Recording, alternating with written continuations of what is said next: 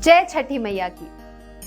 छठ के पावन पर्व पर ये हमारा तीसरा एपिसोड है। नमस्कार, मैं हूँ शिखा सिंह और मेरे साथ हैं राघवेश। नमस्कार, जय छठी मैया।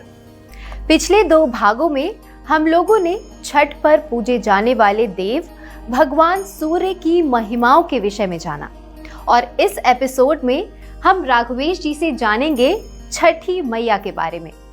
हमें छठी माता कौन है, उनका महात्म्य क्या है, उनकी कृपा हम कैसे प्राप्त कर सकते हैं, उनकी कृपा से हमें क्या प्राप्ति होती है, ये जानना बहुत ही आवश्यक है। राघवेश जी, आज हमारे दर्शक बहुत ही उत्सुक होंगे क्योंकि आप उनकी प्रिय आराध्य माता के विषय में विस्तृत जानकारी देंगे। अवश्य, ये मेरा सौभाग्य है कि मैं आज छठी मैया के बारे में कुछ बोलूँगा। यह अवसर मेरे लिए बहुत ही महत्वपूर्ण है। आप लोगों ने पिछले 2 एपिसोड्स में सूर्य देव की महिमा का विशद वर्णन सुना। इस एपिसोड में आप लोग केवल छठी मैया के बारे में ही सुनेंगे, जिन्हें संस्कृत में षष्ठी माता कहते हैं। मैं सिर्फ इन्हीं के बारे में बातें करूंगा ताकि आपकी श्रद्धा को और बल मिल सके। इनके जो पूजन का विधान आप देखते हैं, वो विधि विधान आपको आपके ही निकट, आपके ही परिवार में जो भी वरिष्ठ माताएं होंगी अच्छे से बता देंगी, क्योंकि माताएं ही ये पूजा करती हैं। उन्होंने अपनी दादी से, फिर अपनी माता जी से, ताई जी से, चाची से, फिर विवाह होने के बाद सासू माँ से बहुत कुछ सीखा होता है और स्वयं अपनी संतानों के स्वास्थ्य एवं जीवन की सफलता के लिए इतना कठिन व्रत रखती हैं। ये व्रत पूजन पुरुष भी कर सकते हैं और कर भी रहे हैं जी। अब मैं आता हूँ षष्ठी माता की कथा पर। हमारे 18 पुराणों में एक प्रमुख पुराण है ब्रह्म वैवर्त पुराण जी। इसके प्रकृति खंड में षष्ठी माता का वर्णन एवं उनकी कृपा का विस्तृत तरीके से वर्णन है और ऐसा ही कुछ वर्णन है श्रीमद् देवी भागवत में। माता षष्ठी के बारे में वहाँ भी लिखा हुआ है। अब षष्ठी संस्कृत का शब्द है जिसका अपभ्रंश हो गया छठी मैया। छठी हमारे देश के पूरब के क्षेत्रों में छठी कहते हैं। संस्कृत में इनका वर्णन कुछ इस प्रकार है। षष्ठांशा प्रकृतिर्या च सा च षष्ठी प्रकृतिता बालकाधिष्ठात्री देवी विष्णुमाया च बालदा आयुप्रदा च बालानां धात्रीरक्षणकारिणी सततं शिशुपार्श्वस्था योगेन सिद्धयोगिनी। हमारे सृष्टि की जन्मदात्री माता प्रकृति का 6वां स्वरूप है माता षष्ठी। माता षष्ठी हमें संतान देने वाली विष्णु माया है। माता षष्ठी ही बालकों की अधिष्ठात्री या अभिभाविका है। माता षष्ठी हमारे बालकों को आयु देती हैं, उनकी रक्षा करती हैं। हे महायोगिनी माता, आप सदैव हमारे शिष्यों के पार्श्व में, उनके पीछे ही स्थित रहें। ये था इसका अर्थ। अच्छा राघवेश जी, माता षष्ठी तो 6वां रूप है प्रकृति माता का, तो अन्य 5 कौन है? बहुत अच्छा प्रश्न है। दुर्गा, लक्ष्मी, सरस्वती, सावित्री एवं राधा। किंतु अभी हम लोग सिर्फ षष्ठी रूप की ही बातें करेंगे। ब्रह्म वैवर्त पुराण में षष्ठी माता के महात्म्य को दर्शाने वाली एक कथा वर्णित है। आप लोगों में से कई लोगों को पहले स्वयंभू मनु के बारे में मालूम होगा या स्मरण होगा। यदि आप लोगों ने हमारे नवरात्रि के एपिसोड्स देखे होंगे, उस पर मैंने वर्णन किया था। नए जुड़ने वालों के लिए एक बार मैं पुनः बता देता हूँ। सृष्टि के संपूर्ण काल को ब्रह्मा जी ने 14 खंड में बांटा। प्रत्येक खंड का एक अधिष्ठाता होता है मनु, जो ब्रह्मा जी का ही मानस पुत्र होता है। अभी 7वें मनु वैवस्वत मनु का काल चल रहा है। पहले मनु थे स्वयंभू मनु, उनके पुत्र हुए प्रियव्रत। प्रियव्रत जी की कोई संतान नहीं हुई। वो और उनकी पत्नी मालिनी अत्यंत व्यथित रहते थे। और प्रियव्रत जी जो थे वो बहुत ही अच्छे राजा थे, बहुत अच्छे सम्राट थे। सारी प्रजा उनको बहुत प्यार करती थी और उनके दुख में संपूर्ण प्रजा भी दुखी रहती थी। अब प्रियव्रत जी अपने दुख के निवारण के लिए परामर्श लेने के लिए गए कश्यप ऋषि के पास।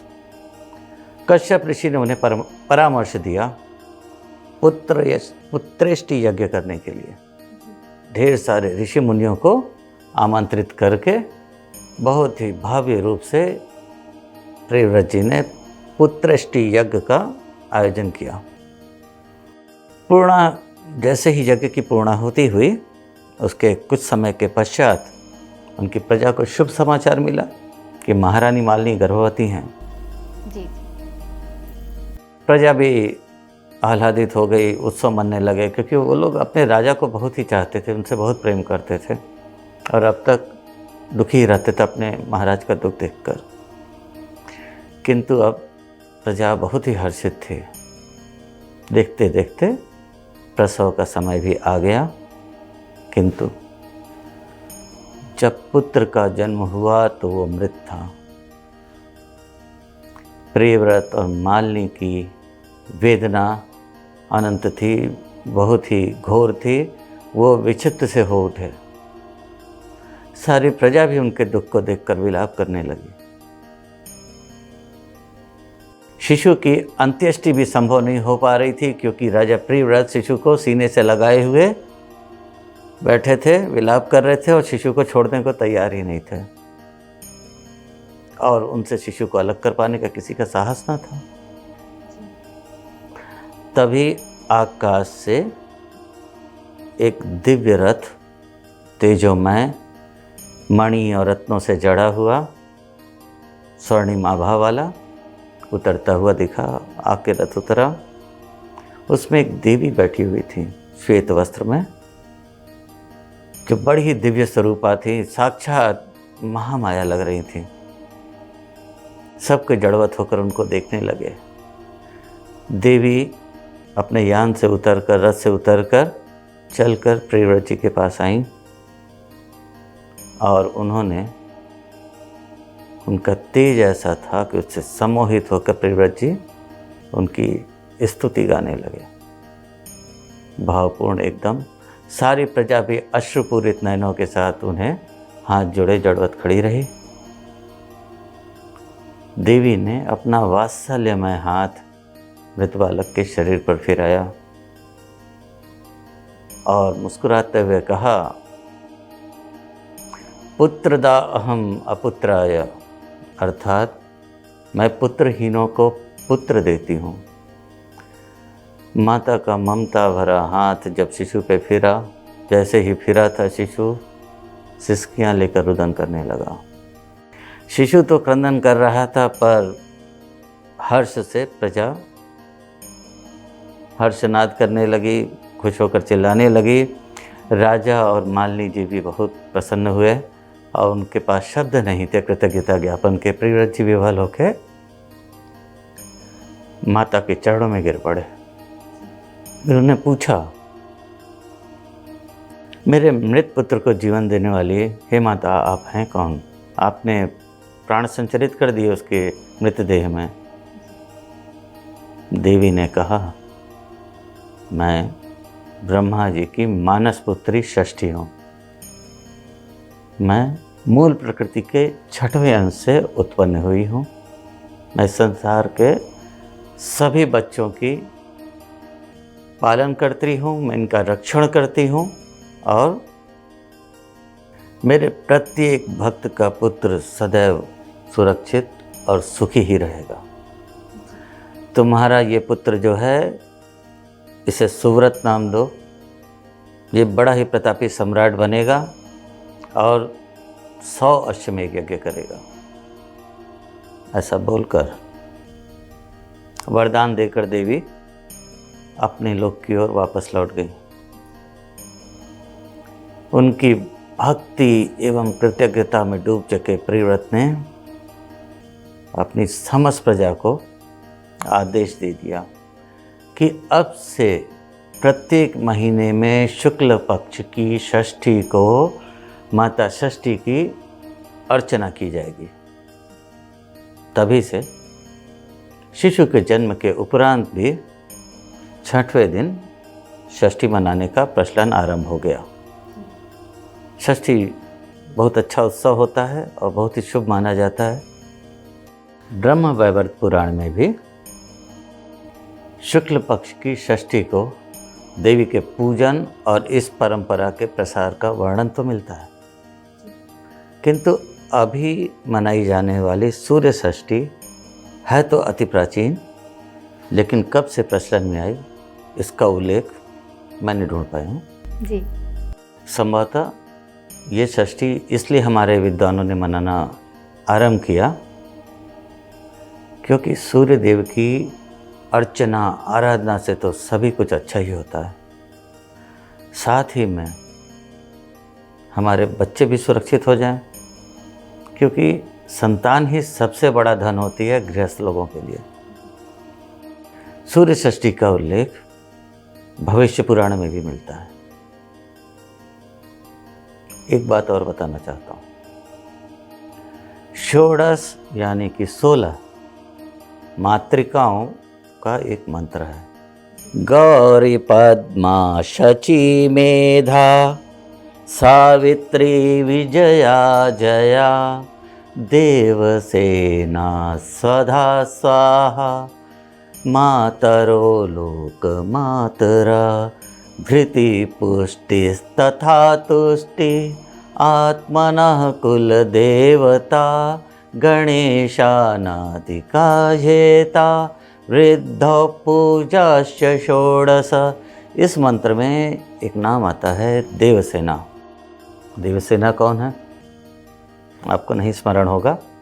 नवरात्रि के स्कंद माता वाले एपिसोड में मैंने एक मंत्र बोला था जिसमें देवसेना शब्द आया था। वो मंत्र था देवसेनापते स्कंद कार्तिकेय भवोद्भव कुमार गुह गांगेय शक्तिहस्त नमोस्तुते। ये कार्तिकेय की स्तुति है, शिवपुत्र कार्तिकेय की, जो देवताओं के सेनापति हैं, और इसमें उनको देवसेना का पति बताया गया है। अभी आपने कथा में सुना कि जो माता आई थी जिन्होंने प्रियव्रत के पुत्र सुव्रत को जीवन दिया, उन्होंने बोला कि मैं देवताओं के सेनापति स्कंद की पत्नी हूँ। ये वही देवसेना है। अब हम आगे चलते हैं। जब कार्तिकेय ने देवासुर संग्राम में देवों के सेनापति के रूप में तारकासुर नाम के विकट दैत्य का वध कर दिया था, तब उनसे प्रसन्न होकर सभी देवताओं ने ब्रह्मा जी से अनुग्रह किया, निवेदन किया। ब्रह्मा जी ने उन्हें आदेश दे दिया कि उनकी मानस पुत्री हैं देवसेना, उससे कार्तिकेय का विवाह करा दिया जाए।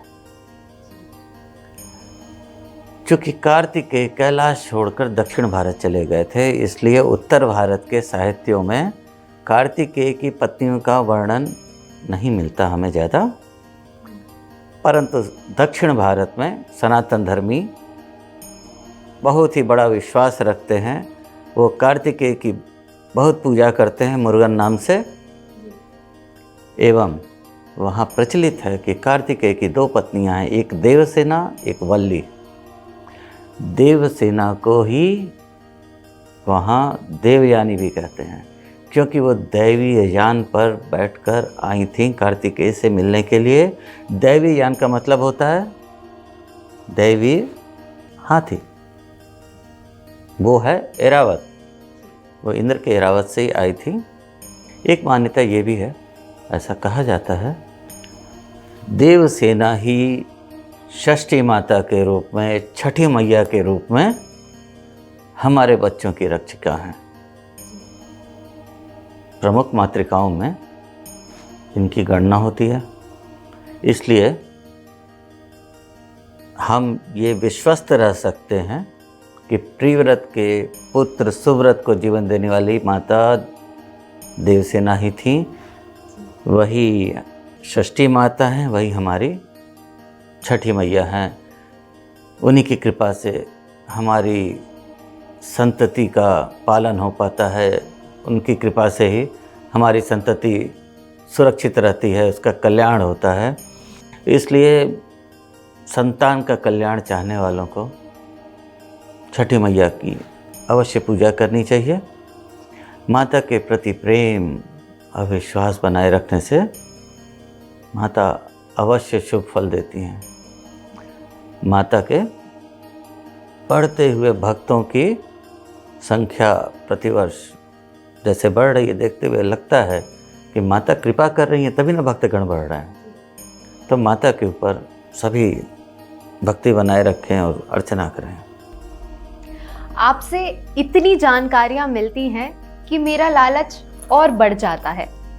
यदि इसी अवसर पर षोडश मातृकाओं में बची हुई अन्य मातृकाओं का भी परिचय भी हमारे दर्शकों को बता देंगे तो बहुत अच्छा होगा।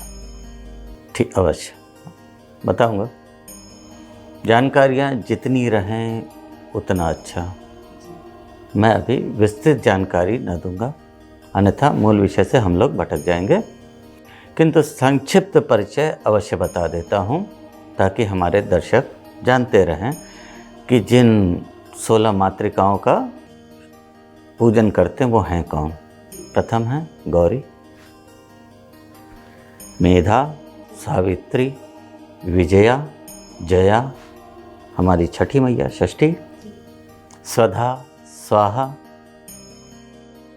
इसके बाद आती हैं माता। माता का तात्पर्य यहाँ पे जगन माता जगदम्बा जी से ही है। और फिर आती हैं लोक माता।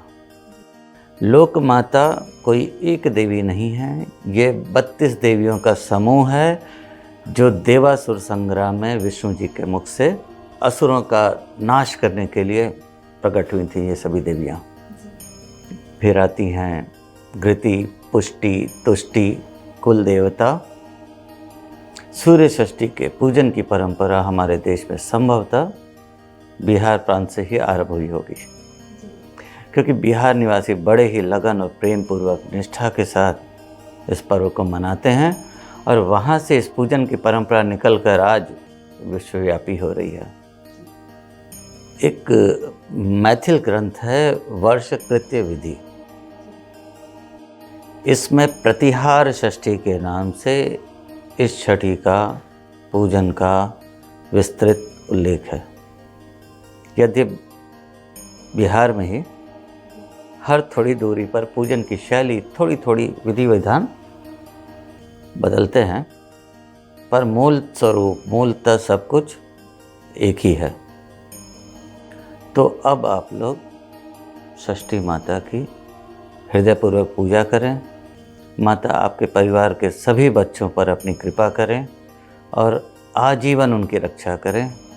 जय छठी मैया।